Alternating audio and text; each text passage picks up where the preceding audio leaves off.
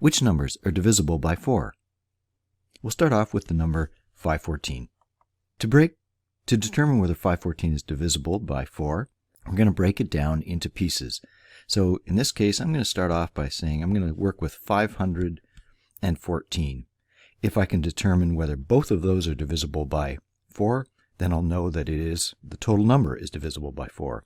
So 500, I know, is like 5 times 100. And I know that 100 can be broken down into 4 times 25. So that means 500 is equal to 5 times 4 times 25.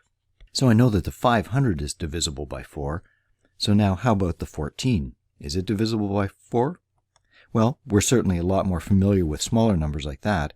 So if I'm trying to figure out 14, I know that 4 times 3 is 12. And I know that 4 times 4 is equal to 16. I want to be right in the middle to get 14. But obviously there's no whole number that I can multiply times 4 to get 14. So since the 500 was divisible by 4 and the 14 is not divisible by 4, I can say that 514 is not divisible by 4. Now let's look at 365. The thing there I look at right away is the 5. Whenever I've got a number that has a 5 on the end, I know that that number must be some multiple of 5. And there's no number that I can multiply times 4, which will end up giving me some number with a 5 at the end. So knowing that, I can say right away that 365 is not divisible by 4. Now let's look at 614. I could start off by using the approach that I used last time with 500. So I've got 6 times 100, which is the same as 6 times 4 times 25. So I know I've got a times 4 in there, so that makes the 600 a multiple of 4, leaving me with 14, and just as over here with the 514, we know that 14 is not divisible by 4, so as a result, we can say that 614 is not divisible by 4. Now just as an extra check, right away here I've got 6 times 4 times 25, so let's go a little further with that. I'm going to reorganize the 6 times 4 times 25 into 6 times 25 times 4, because I want to keep the 4 separate. 6 times 25, remember if we're dealing with quarters in our pocket, that's 4 times 25 gives us 100, and another 2 25s gives us 50. So that's 150 times 4. 14 we know is close to 12, so that's 3 times 4 gives us 12. So I'm going to try adding another 3 to that, so 153 times 4. Let's see then what that works out to. 153 times 4, if I multiply it out, 4 times 5 is 20 with 1 to carry, 2 to carry, 1 is 612. So I'm very close as expected, but I can't get to the 614. So that confirms for us that 614 is not divisible by 4. So now let's take a look at 796 and hope that it is divisible by 4. Well, experience should have told us so far now that any 100 can be divided by 4. So I'm going to be confident in saying that the 700 is definitely divisible by 4. And of course, if we break that down, it's 7 times 4 times 25. So that leaves us with 96. Maybe you're not familiar with the times tables that you'll get you to a 96. So let's break that down a little bit. So off the top of my head, if I'm not sure what 96 divided by 4 is, and off the top of my head I'm not sure, I'm going to start off by taking out some of the things that I do know. So I can say that 4 times 12 is equal to 48. So I'm going to take that 48 and take it out of the 96 because I know I've got a multiple by 4 here. So I'm just going to take that out. So I'm going to take 96 and subtract the 48. And what do I end up with in that case? Well, if I add 2 to 48, I'm at 50. And another 46 gets me there. So 96 minus 48 is 48. So that means I've got another 4 times 12. So that means 96 is actually 8 times 12. Or if I want to keep in the 4 times things, I've got 4 times 2 times 12. So what I've found now is that both of the pieces can be broken down into multiples of 4. That's what we're looking for. So we can say that definitely 796 is a multiple of 4, which means that it is divisible by 4. which numbers are divisible by 8. Let's start with the 2016. First thing I'm going to do, since I see the 16 there, I know that 16 is equal to 2 times 8. So that tells me that I'm in good shape there, that that part is going to be divisible by 8. But what about the 2000? Well, again, thinking back, because I'm dealing in 000s here, in thousands or hundreds, I go back to my knowledge that 4 times 25 is equal to 100. If I think about that, if I want to double that, so if I go 2 times 4 times 25, that gives me 8.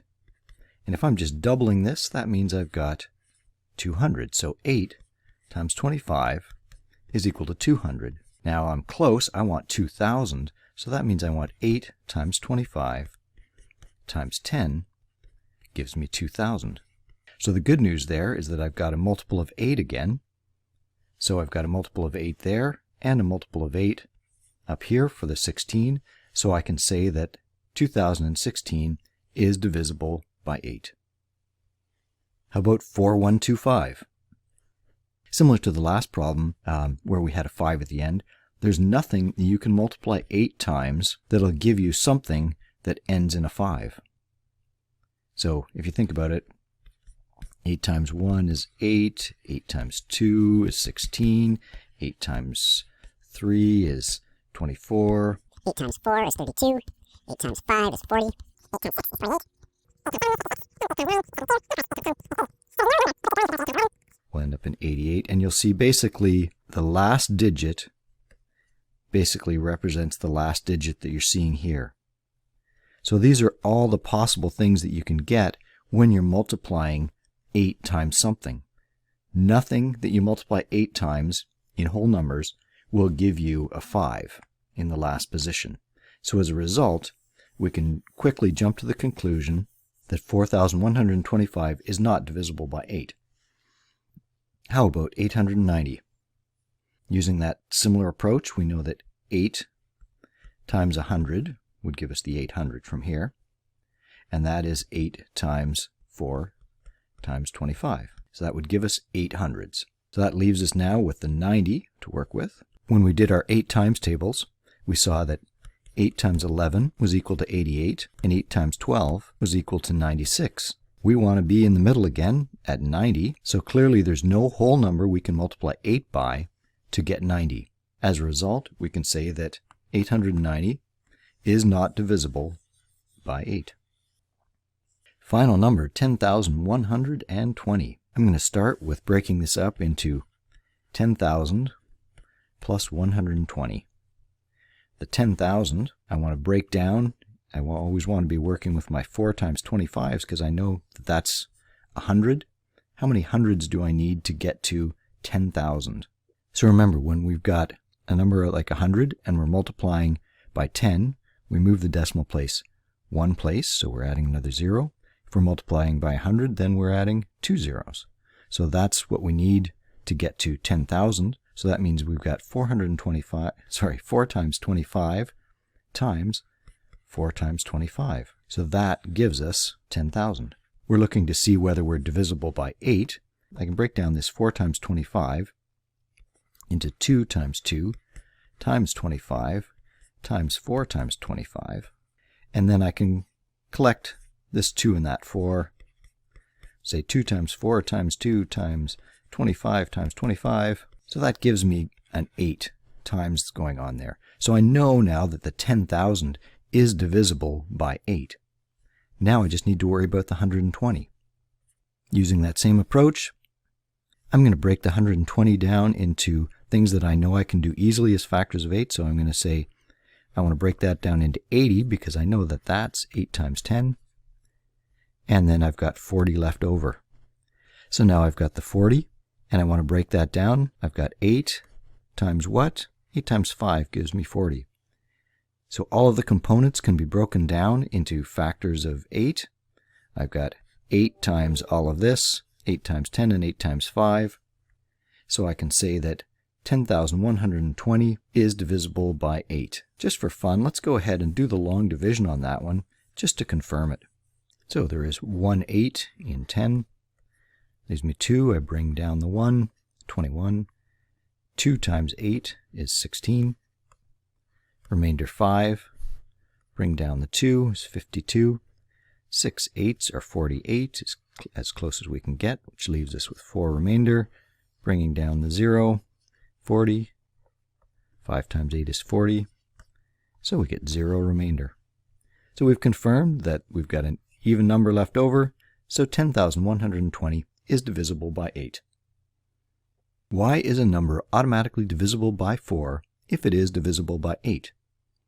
The answer is that because 8 can be broken down into 4 times 2, any number where you've got 8 times something means you can always break the 8 down into 4 times 2. So that means whatever the total number is that you're trying to break down, it will also be divisible by 4 if it's divisible by 8. Keep in mind, however, that the opposite isn't true. Just because something is divisible by 4 doesn't mean that it will be divisible by 8. You can only draw that conclusion when you're going from a larger number to one of its factors, one of the smaller numbers. Why is a number not automatically divisible by 8 if it's divisible by 4? So when you've got a number like 20, for example, you know that that's equal to 5 times 4. So there are 5 groups of 4.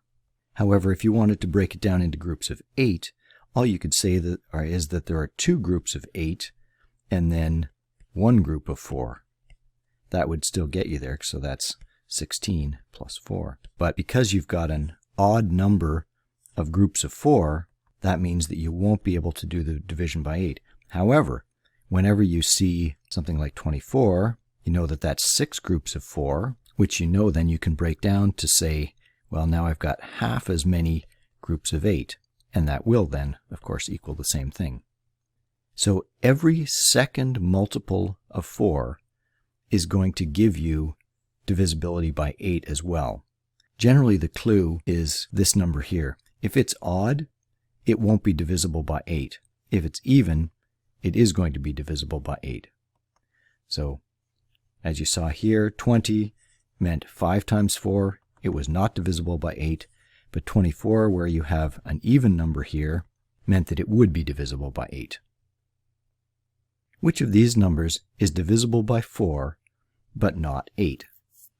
First, we need to determine which ones are divisible by 4. So let's start off with that first of all. 1,288, is that going to be divisible by 4? Well, as always, we can take the 1,200 out, and because it's in hundreds, we know that we're always breaking that down into some multiple of 4 times 25. So we're going to say that yes, the 1,200 is divisible by 4. And then 88 is definitely divisible by 4. We've got 22 times 4 gives us 88. So I know I've got divisibility by 4. Now I have to ask, do I have divisibility by 8? So I need to know whether I'm going to end up with an even number when I figure out the total number of multiplications by 4. So to get to 1,200, that means I need 12 of these. So 12 times 4 times 25. So that means that's the same as 4 times 12 times 25. So I need to know what 12 times 25 is. 2 5s are 10, 1 to carry, 50, bring down the 0, 1 5 is 5, 1 2 is 2. Sorry, I ran out of space there. That is 300. So I have 4 times 300 plus 4 times 22, which is 4 times 322. Because I've got an even number here, that means I could divide that by 2 and double the 4 to get the 8. So I've got 8 times half of 322. I know that half of 300 is 150. Half of 22 is 11. So that means half of 322 is 161. So I can see that it is divisible by both 4 and 8. Looking at the next one, 6484. If I start with the 6484, I break that down into 6400 plus 84. Is 6400 going to be divisible by 4? Of course it is, because I can always do 4 times 25 times something. So 4 times 25 times 64 gives me 6400. Now the question is 84 divisible by 4? Well, I remember that 4 times 2 is 8, so 4 times 20 is going to be equal to 80. That's pretty close. I'm at 84, so that means I need one more. So that means 4 times 21 will give me 84. So now I know that the 6484 is divisible by 4. The question is now, is it divisible by 8? In order to figure that out, I need to know whether my total numbers that are multiplying the times 4 is even or odd. So I need to know what the total of 25 times 64 is. I need to know mostly whether it's even or odd or not. And since 5 times 4 is 20, 2 to carry, that's as far as I need to go to know that this is going to be an even number. But I've got an odd number over here, so my total number is going to be odd. So 6484 is not going to be divisible by 8. How about 6615? First thing I zero in on is that last number in the 5. And with that 5 being there, I know that no number that I can multiply 4 or 8 by is going to have me a number that ends up in 5. So 6615 is not divisible by 4 or 8. Final number, 4088. Of course, I break that down into 4000 plus 88. And the 4000 I know now from experience, that's going to be 40 times 4 times 25. Remember, the 4 times 25 gives me 100. To get to 4000, I'm going to multiply by 40. And then the 88, I can break that down fairly easily into 4 times 22. So I can see now that both components break down into multiples of 4. We've got a multiple of 4 here and a multiple of 4 there. So I can say that it is divisible by 4. To confirm that it's divisible by 8, I'm going to rearrange the second part just to make it a little more clear. It's 4 times 40 times 25. If I multiply 40 times 25, I'm getting 1,000. That's an even number. The 4 times the 22 here is an even number. So that means I've got an even number multiple of 4 to get to 4088. So since that's an even number, that tells me that I can also divide it by 8. How could decomposing 512 into parts help you know it's divisible by 4? Well, we start with 512, and we know that that's like saying 100 plus 100 plus 100 plus 100, doing that 5 times, plus 12. So that's equal to 5 times 100 plus 12. I know that the 5 times 100 I can break down into 5 times 4 times 25 plus 12. Now the question is, can I break down the 12 into a multiple of 4? And of course, we probably remember that 3 times 4 is equal to 12. So because both pieces break down into a multiple of 4, I can be confident in saying that 512 is divisible by 4.